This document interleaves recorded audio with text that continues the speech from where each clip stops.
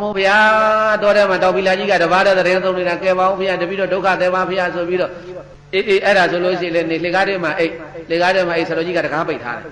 နောက်တော့တောထဲမှာပဲကြားရစင်နေဩဇံကြားတော့ဘုံဘုံဗျာတကားဖွင့်မအောင်ဗျာတပည့်တော့မနေရတော့ဘူးဆိုတော့အေးပါလေမျိုးသမီးတနာပါတကားလေးဖွင့်ပေးလိုက်ဘုန်းကြီးတို့ဒီနောက်ပိုင်းသာသနာမှာတောင်ဖီလာဆရာတော်တဲ့အေးတာလွန်မင်းတရားကြီးလက်ထက်တောင်ဖီလာဆရာတော်ကြီးကအကျင့်သိကောင်းတာတောထွက်သွားတာပရမမြို့မှာနေတာကိုးကွယ်တာအဲ့ဒါတောထွက်သွားတဲ့အခါကျတော့တာလွန်မင်းကြီးကလေငါဆရာအကျင့်ဘလောက်ကောင်းလဲမကောင်းလဲဆိုပြီးတော့အဲ့ဒါအကျင့်ကိုဆန်းကျင်တာနဲ့ဘုန်းကြီးတို့ပြေးတိုင်းနန်းတွင်းသူမလေးလှုပ်ပေးလိုက်တာသွားတောင်ဖီလာဆရာတော်ကြီးကိုသွားဖြက်စီးတောင်ဖီလာဆရာတော်ကြီးတီလာပြက်ရင်လည်းပဲတောင်ဖီလာဆရာတော်ကြီးကိုလူထွက်ပြီးတော့နန်းတော်မှာလေမင်းတိုင်မင်းအမနန်းရင်ဝင်ကြီးခန့်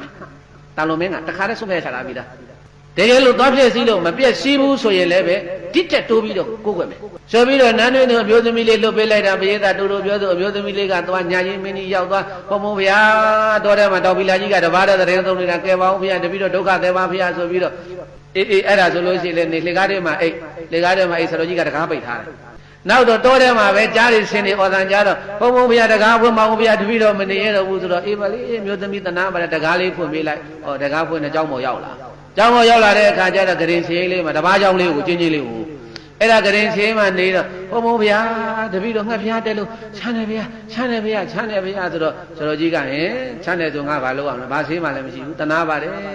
တကယ်များချမ်းနေလားကိုများတကယ်ပူနေလားငါသွားစမ်းအောင်မယ်ဘယ်ဟုတ်မလဲဟိုကကောတာလိုမင်းကမှားလိုက်တာနဲ့မာယာမူယာနဲ့အကုန်လုံးအဲ့ဒီဘုံကြီးထားလိုက်ရင်ထဖက်ပြီးပြလိုက်တာဟိုကတခါတည်းတင်ပေးလိုက်တာနန်းရင်းသူကိုအဲ့ဒါဘုန်းကြီးတို့ပြေးသားရေတောက်ပီလာဆိုတော်ကြီးကလည်းပုထုဇဉ်မဲ့ယဟန္တာမဟုတ်ပဲတဲ့တဏှာကလည်းတဏှာတတ်ပါပြီနဲ့အဲ့ဒါနဲ့တရားမှတ်နေရင်ကနေဟိုကနေអော်နေတော့ထမလို့ဆိုပြီးတော့သူတတိပြန်ကောက်သွားတာမဖြစ်ဘူးဒီခြေတော့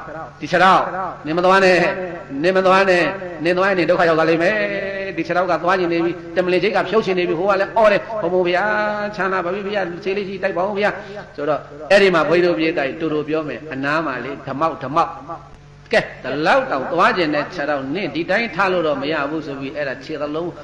ဘာမှပြောတယ်ဓာတ်နဲ့အကုန်မောတာသူ့ခြေတော့သူကသူဓာတ်နဲ့အကုန်မောတာ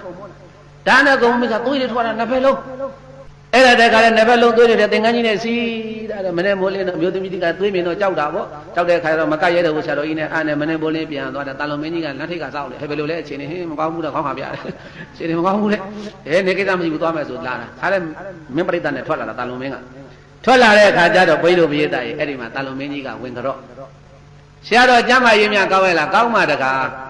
တပည့်တော်ခုတိုင်းကမ်းပြည်နယ်လှည့်လည်လာရင်းနဲ့ကိုတော့သတင်းကြားခဲ့ပါတယ်ညကတိုးတဲ့ကဒကမရှင်မရကြောင့်အိတ်တယ်ဆိုဟုတ်တယ်တကားကြီးမလိမ်ဘူးတောင်ပီလာဆိုတော်ကြီးကတိုးတဲ့တောင်ထဲမှာယဟန်တပန်းနဲ့အမျိုးသမီးတယောက်တကြောင်နဲ့တညအတူတူအိတ်သွားတာဆိုရင်ရှင်ဘုရားပေါ်တပည့်တော်တန်တရားရှိတ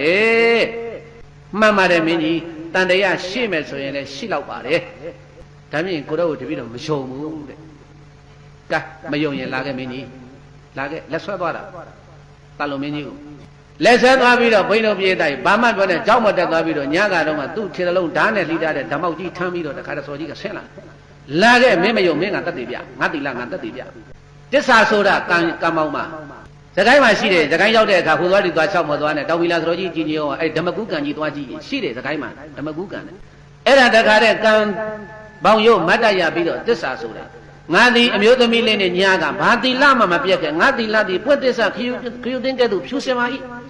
ဤတစ္ဆာစကားမှန်ရင်ငါရဲ့လောက်ရငါရဲ့ဖြစ်စဉ်ကိုဟောဒီဓမ္မဒီတာလင်သိတယ်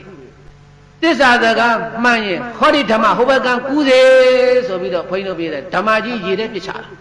ဓမ္မကငါးလေးတကောင်ကဲဆိုဟိုဘက်ကကိုကူးသွားတယ်တဲ့ဟာတာလွန်မင်းကြီးလေဘာမှမပြောနဲ့အဲ့ဒီမှာတခါနဲ့တောက်ပီလာဆိုတော့ကြီးခြေပေါ်မို့ခါနဖူးနဲ့တိုက်ပြီးဥချတာဓမ္မငါဆရာတော်ကွာဓမ္မငါဆရာတော်ကွာဆိုပြီးတော့အဲ့ဒါဓမ္မကူးဆရာတော်တဲ့ဘာဆရာတော်တဲ့လဲပရိသတ်အဲ့ဓမ္မကူးဆရာတော်